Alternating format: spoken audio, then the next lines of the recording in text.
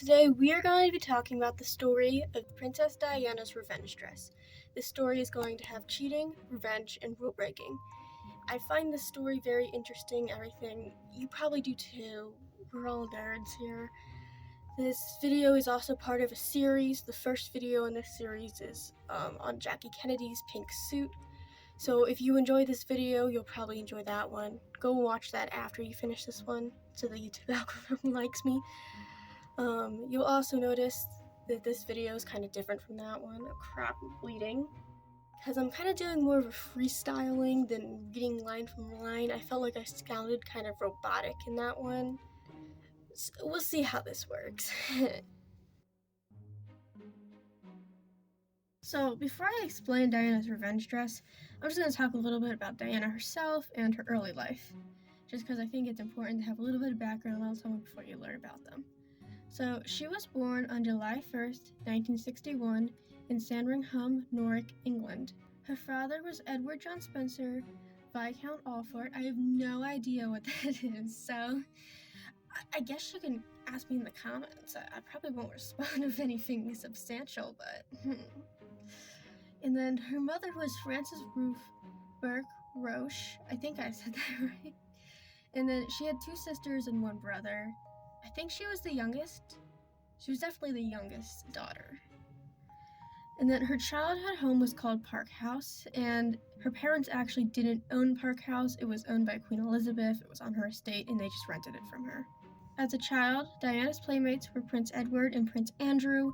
They were actually closer in age to her than Charles was, with Andrew being 60 and Edward being 64. Charles was 13 years apart from Diana. Diana was already British nobility because her father was the heir to the 7th Earl Spencer. I think that's a person. It could be a thing. I don't really know. Her parents also had a troubled marriage, so when Diana was just a child, they ended up getting a divorce. But her dad got full custody of Diana and her siblings. I don't know why. I'm sure that's a very interesting story why. Because I know like in the US, normally the courts tend to favor the mother. Anyways, in 1975, her father succeeded to the earldom, and this changed Diana's name to Lady Diana Spencer. I don't know when the earldom is. And then as a child, she went to the Riddlesworth Hall. And then when she was older, she went to the finishing school of, watch me butcher this, Chateau d'Aix Montreux, Switzerland. And then when she returned to England from finishing school, she became a kindergarten assistant at the Young English School in Pimlico. Why is it called the Young English School? Who names the school that? And then in 1980, she actually got back in touch with the royal family. I guess they kind of fell out of touch with them, and this kind of caused like a friendship with Charles to grow, which must have been a pretty good friendship because then on February 24th, 1981, their engagement was announced. And the media instantly loved Diana. They just loved her. And then on July 29th, 1981, they got married at St. Paul's Cathedral, which I believe is a tradition from the royal family to get married there. And then it was globally televised with millions of views because everyone loved Diana. It was also a pretty big deal since Charles is the heir to the royal throne. I guess that was kind of an important thing to mention. On June 21st, 1982, their first child, Prince William Arthur Philip Louis of Wales, was born. William is currently first in line for the throne. Charles is currently king. On September 15th, 1984, their second child, Prince Henry or Harry Charles Albert Davis, was born. And Diana became an icon. People just loved her. She had a natural charm and charisma, and she used all of her status to aid to charitable causes. Is like HIV and cancer and stuff like that. So people just loved her. She was a very kind soul. 3 cheers for Lady Di! Hip hip! Hooray! Hip hip! Hooray! Hip hip! Hooray! And then she also became a trendsetter with all of her hairstyles and wardrobe. Women just wanted to look just like her.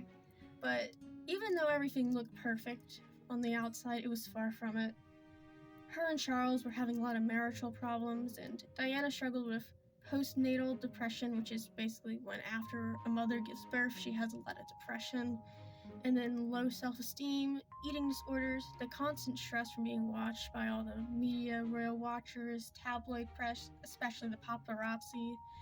So she had a lot of issues going on, and then they both, Charles and Diana, were in affairs. However, it's kind of more famous Charles's affair, probably because he got married, and people probably don't really talk a lot about Diana's affair because they just loved her so much.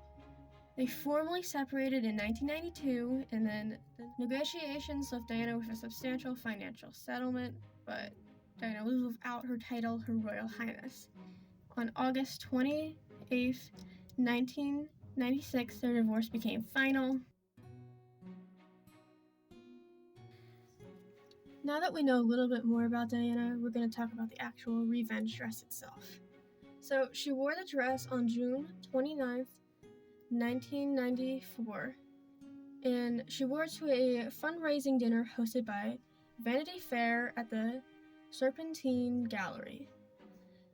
She originally wasn't actually going to wear this dress.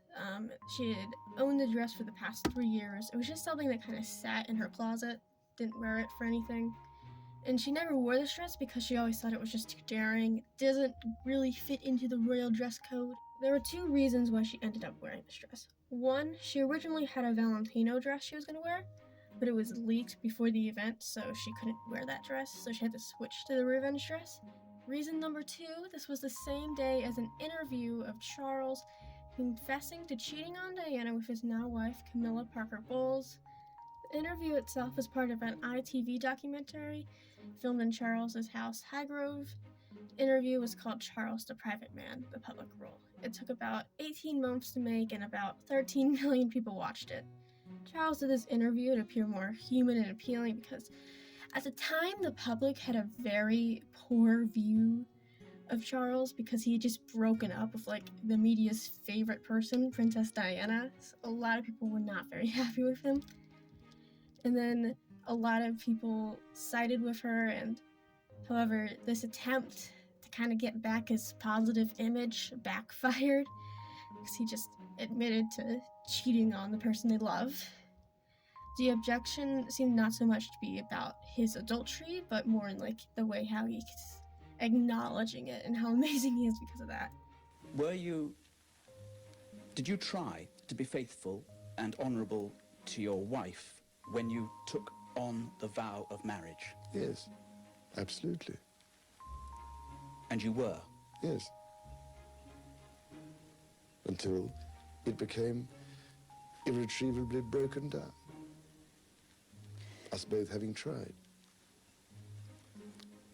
You've been very open about all of this and what you've said. Do you now hope that this issue and expect this issue to go away? Is that what you hope will now happen?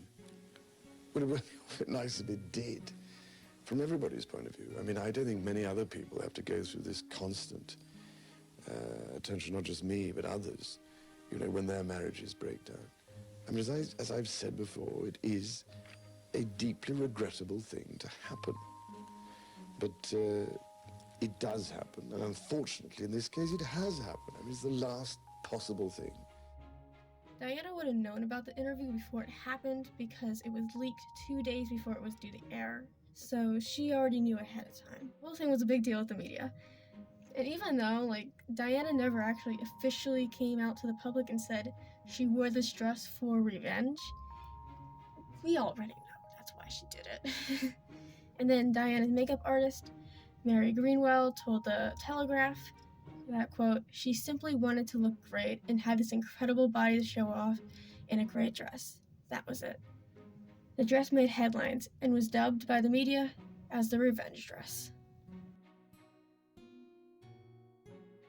So even though the dress is iconic and it is a hit, it was very much a rule breaker of the royal dress code, something that up until now we have not seen Diana do yet, so it was very much a head turner by this.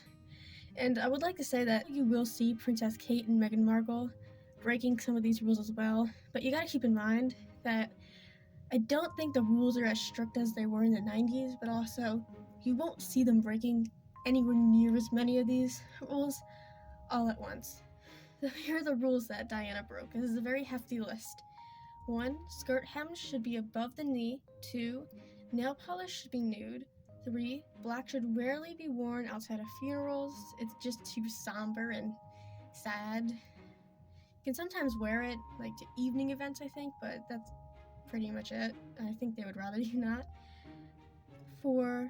Your tights must be nude. 5. Showing cleavage is considered inappropriate. 6. Royal women can rarely show their shoulders. 7. Hats should be worn in public engagements before 6 p.m. They can stop wearing the hats once 6 p.m. comes out, because that's when they pull out all their tiaras. You had to be married in order to wear a tiara, so I'm not sure if that applies to unmarried women, but also Diana wasn't married to Charles at the time. Actually, no, she was married to Charles at the time, but they weren't actually divorced at the time. And then, by breaking all these rules, she showed that she was free from and no longer following the rules of the royal family. Now let's talk about the making of the dress.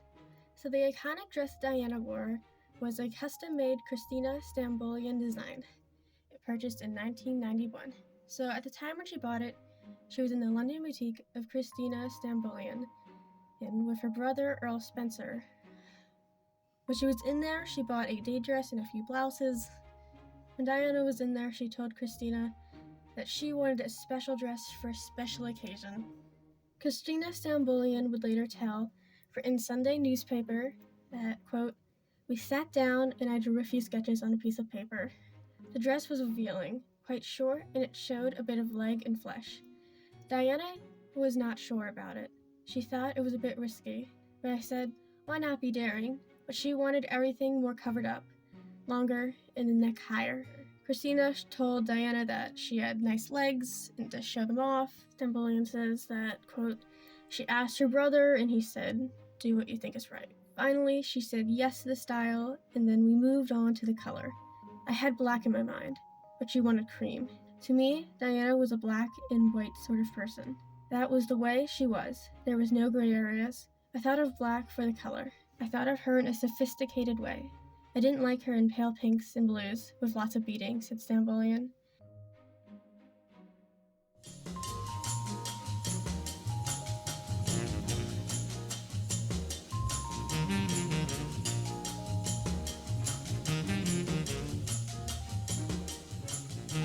One day, Diana and her brother walked into my shop, and then she told me that she would like something specially to be designed for her. And I knew that I had to design something wonderful for her. Then I haven't seen her wearing it, and I was a bit disappointed because I believed in the design. I thought it was beautiful, and she needed something different in black. Probably she wasn't wearing black so far. Well, one day, almost 2 years after the time I designed the dress, every newspaper, every magazine that day had Diana in that dress, and it looked wonderful. You know, the way she was in the park, and there was a little bit of breeze, and this little tail was moving around. She looked like a beautiful black bird, and that's how that dress stayed in my mind.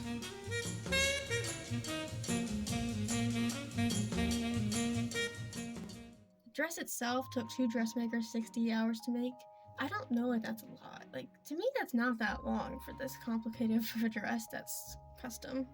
Most of the dress was made of black silk damask and a chiffon skirt. Diana paired the dress with sheer black tights, black heels, a red manicure, a pearl sapphire choker, earrings, a bracelet, and a black clutch.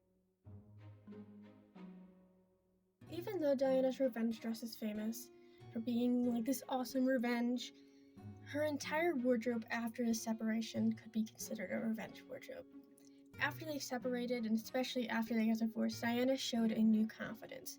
Her stuffy gowns into more dresses were gone. Her skirt hems rose, and there was sleek tailoring throughout her clothes. She loved Valentino dresses, and she dressed elegant but more mature. She wore business skirt suits at the CFDA ball in New York.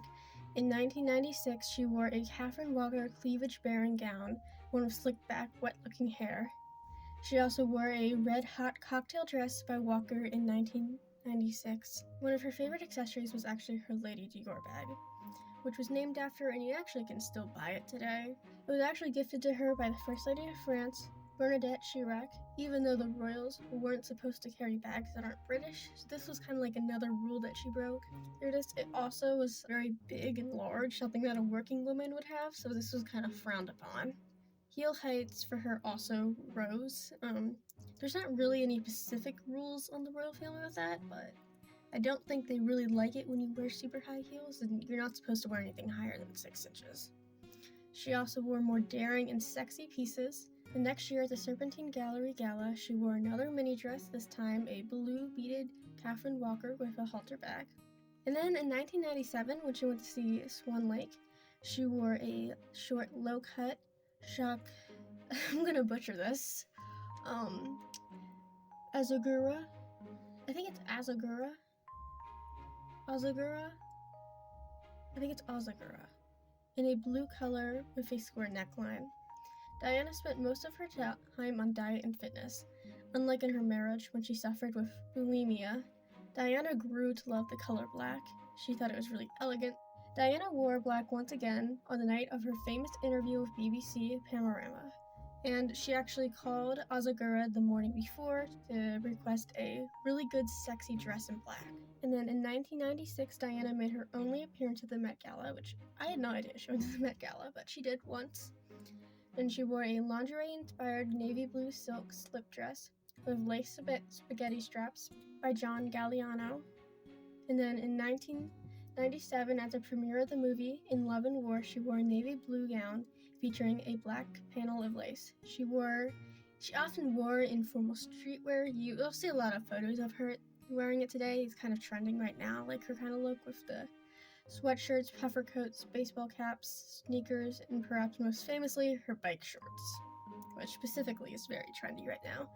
And then her sweatshirts, to the horror of the royal family, had American logos on them, like Harvard, Northwest, and most shockingly and horribly, USA. This new wardrobe showed that she had said goodbye to the strict rules of the firm and was now free. Now may be wondering what happened to the revenge dress. So, it was auctioned off in June of 1997. This was a few months before she died, by Christie's in New York, along with dozens of other dresses that Diana owned. The event's funds went to cancer and AIDS-related charities, and the event ended up raising a total of $3.25 million, and today that is about $6.1 million. This unprecedented auction of 79 dresses from the collection of Diana, Princess of Wales, has drawn the attention of the media all over the world. The revenge dress itself sold for about $65,000, which today is $120,000. A Scottish couple named Bride and Graham Mackenzie bought the dress. Last time at $65,000. For you, sir. We bought the dresses because we were very impressed at the princess's novel plan to raise money for charity, said Bride. Please, could you explain that I am not some rich bitch pretending she's a princess by buying one of her dresses to prance around in cocktail parties, said Bride. This girl was probably scared for her life that the video was going to come after her. In 2017, the dress was displayed at the Museum of Style Icons in Ireland. The exhibit was called Diana, a Fashion Legacy, as a way to honor her on her 20th anniversary of death. I couldn't figure out exactly where the dress is now. I assume it's in a museum somewhere. It probably moves around a lot. Thank you so much for watching my video. I really appreciated anyone who watches this video. I worked really hard on it. If you have any questions or video recommendations, please comment them. Like, subscribe, and hit the notifications bell for more. I'm going to try to be posting more, but I'm not really sure how often I'm going to post. I'm thinking I'm going to try to do about once every 3 weeks, but I'm not really sure because I'm kind of busy. But if you haven't already, watch my video on Jackie Kennedy's pink suit. Thank you so much for watching to the end of this video.